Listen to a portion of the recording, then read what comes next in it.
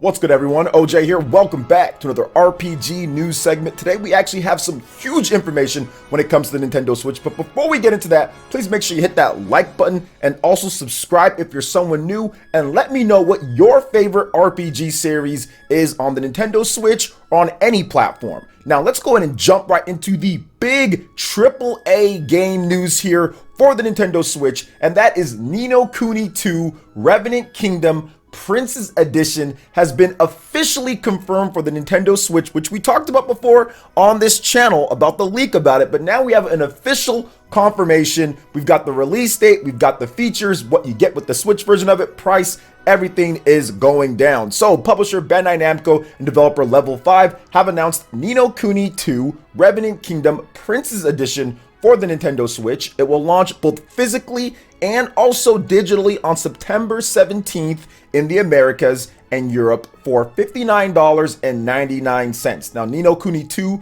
Revenant Kingdom first launched on the PlayStation 4 and also the PC via Steam back in March 2018. So it's been 3 years since the launch of that game, and I remember Bandai Namco actually got me a review copy all the way back then to play, and I did enjoy the game. I do like Ni no Kuni 1, and I also like Ni no Kuni 2, although I think Ni no Kuni 1 maybe is a bit better, but still, they're both very good games. Now let's get a little bit of an overview of this game so you can kind of understand what this title is about. So Ni no Kuni 2 Revenant Kingdom Prince's Edition, developed by world-renowned video game studio Level 5 Inc., with participation from the legendary artist Yoshiyuki Momose and music composer Joe Hisaishi, tells the story of Evan Pettywhisker Tildrum. What a great name, by the way.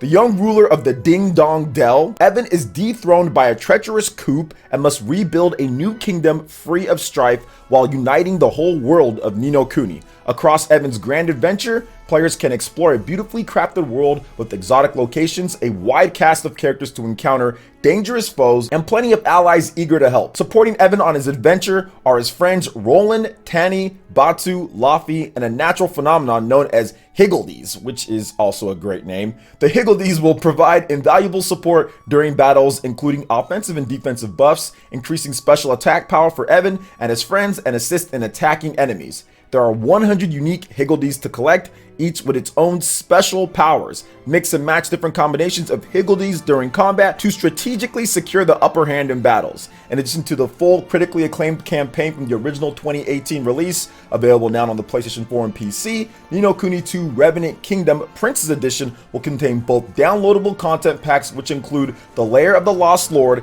and The Tale of the Timeless Tomb, a $25 value. So you get all of that in one package for $59.99. Very good to see this game finally come over. This is a major RPG for the Nintendo Switch. This is a big one that is coming, and I know it's a number of years late, and yes, Bandai Namco is behind. There are a number of RPGs that still need to come over from Bandai Namco to the Switch, you know, but they are catching up just a little bit. They got Ni no Kuni out a couple years ago, I think, on the Switch. Yeah, they got the original Ni no Kuni, then they now have this game at this point. I mean, they still need to get stuff like Code Vein, obviously Scarlet Nexus and Tales of Arise. Those are more newer, but I think eventually, whether it goes across this Switch or the next Switch or the Switch Pro or whatever else Nintendo does, eventually they'll catch up because they were behind from the very beginning when it comes to their large-scale RPGs. We still need stuff like Dragon Ball Kakarot to come over to the Switch. We've got Dragon Ball Fighters, we've got some of the Naruto games, but they're behind, but it's good to see some of their bigger titles making its way over to the Nintendo Switch, and hopefully there's more to come, especially at the Summer Games Fest and also at E3, which Bandai Namco will be participating in both of those. So what are your thoughts when it comes to Ni no Kuni 2 Revenant Kingdom Prince's Edition for the Nintendo Switch? Are you guys planning on picking this one up? Let me know your thoughts in the comment section below. All right, and moving on to the next topic here, guys. It is time once again. Monster Hunter Rise and Monster Hunter Stories 2 Wings of Ruin digital event is set for May 26th. We've got the massive 3.0 update information coming, and also brand new gameplay footage or story footage of Monster Hunter Hunter Stories 2 Wings of Ruin. But let's first talk about this digital event, when you can watch it, and of course you know we're going to be streaming that live right here on PlayerEssence. Make sure you have those notifications, subscribe, all of that. So Capcom will host a Monster Hunter digital event on May 26th at 7 a.m. PT.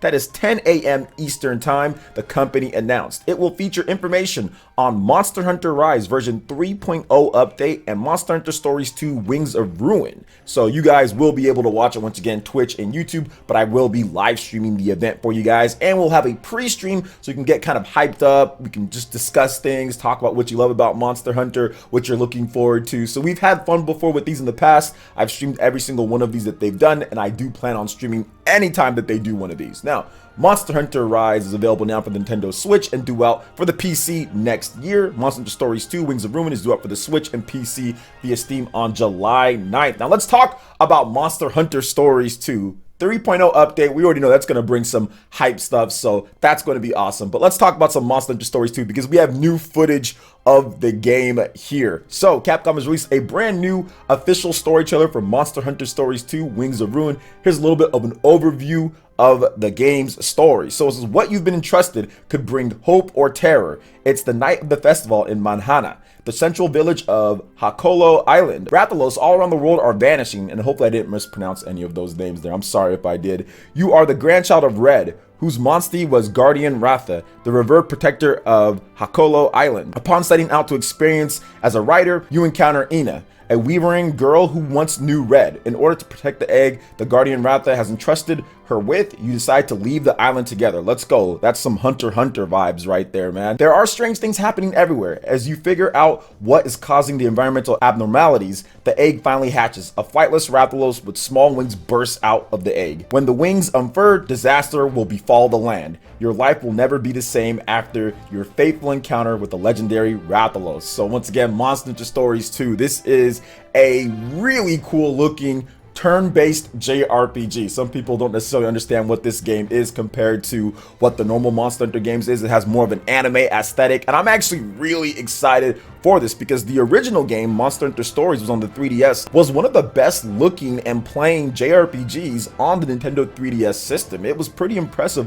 what they were able to do with that game on that hardware. So looking at what they've been doing on the Switch is actually really cool and does not surprise me at all when it comes to what Capcom's been able to do with the RE engine on the Nintendo Switch, because both Monster Hunter Rise and also Monster Hunter Stories 2 do run off that new engine, and it's showing some great results here. Both games have their own distinct unique style and also kind of play to the strengths of the system, but at the same time look completely unique in terms of the atmosphere for what they're going for the type of game that it is. So I'm once again super hyped for Monster Hunter Stories 2. I'm going to be playing it day one. I'm going to be checking out the game for sure. I'll have a video for you guys. So it's coming up pretty soon here. The summer is coming up. I mean, it's going to be out July 9th, so not too much longer here, bit after E3 and everything. So what are you guys looking forward to the most when it comes to the Monster Hunter actions and events that are going on here? We have the digital event with Monster Hunter Rise. We've got Monster Hunter Stories 2. Let me know your thoughts in the comment section below. All right, and moving on to the final topic here, guys, we've got a release date for one of those obscure little type of Japanese RPGs that come out for the Nintendo Switch under the radar, but I know you guys love me talking about these type of games, and that is Dragon Star Veneer for the Nintendo Switch. It's launching May 27th in Japan, and it should be a worldwide type of release later this year. So the Switch version of Dragon Star Veneer will launch via the Nintendo eShop on May 27th in Japan for 4,800 yen. Compile Hearts has officially announced. Now pre-orders are available if you want to get it in Japan, of course. Dragon Star Veneer first launched for the PlayStation 4 in October 2018 in Japan, followed by June 2019 in the West. A PC version was released via Steam in October 2019 worldwide. Now here's a little bit of an overview of this game if you kind of want to know about it. So in a world where bones of the ancient beast tower over the land, the knight Zephyr is part of the order whose role is to hunt down witches, people seen as cursed beings for giving birth to dragons. When he is almost killed on one of these missions, two mysterious witches save him from the brink of death by feeding him dragon blood. Granted new magic abilities by their efforts, he soon finds his fate intertwined with the witches and reluctantly joins them to fight against the Empire out to destroy his kind. ruthless dragon hunters, and which more powerful than any existence? Can they fight all of this and save themselves, or will his new ally succumb to the dragon's curse? So here are some of the key features in this game, which has a very interesting and unique type of way of looking at it, right? You're hunting to just kind of kill all of these witches and everything, but then some witches actually save you, and you might see that there's a different side. There's two sides to every single story, so I do like that setup. Now here are the key features in the game. Battles take flight, fight enemies mid-air in unique vertically oriented battle systems, strategically position your party at different tiers to attack and disable the enemy's skills, one level at a time. Enter the dragon. Yo, let's go. Bruce Lee? No Bruce Lee in this one, but we still entering the dragon here. So perform enough attacks to unleash the dragon within, transforming each character to unlock devastating skills and newfound strength during battle. You can become the dragon. Yo, let's go. Weaken an enemy dragon to devour its element. When the element is pierced into a character, they can absorb that dragon's skill tree. But at what cost? Some risk reward systems here. And then also, last but definitely not least, madness or riches. 3 witches depend on you to bring them dragon's blood as food. Starve them and they go mad. Overfeed them and they become a dragon. Will you keep them alive or sacrifice them to obtain ultra rare items and skills? Your choices will change the game's endings. Man, we got some like Japanese JRPG Mass Effect style endings kind of going on here, right? Decisions and all that. Let's go. So shout outs to Compile Hearts for finally bringing over their games over to the Switch. People have been wanting them to support Nintendo systems for a while, and it looks like they're slowly rolling out that type of support, kind of like Falcom and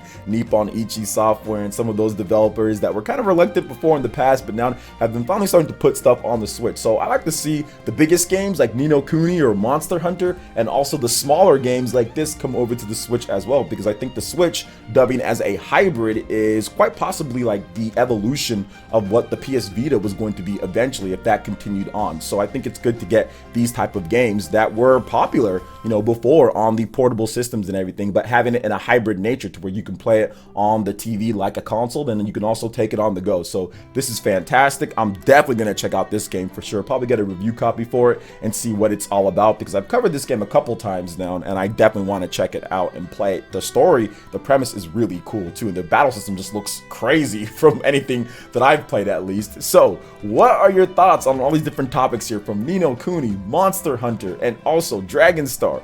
Let me know in the comment section below. Alright guys, that wraps it up for this RPG news. If you do enjoy the content, please make sure you hit that like button and also subscribe if you're someone new. Also check out the description below. We've got Twitter, all the links there. Make sure you follow us for all the latest gaming news and information. Thank you so much for watching, and we'll catch you guys for the next one. Peace.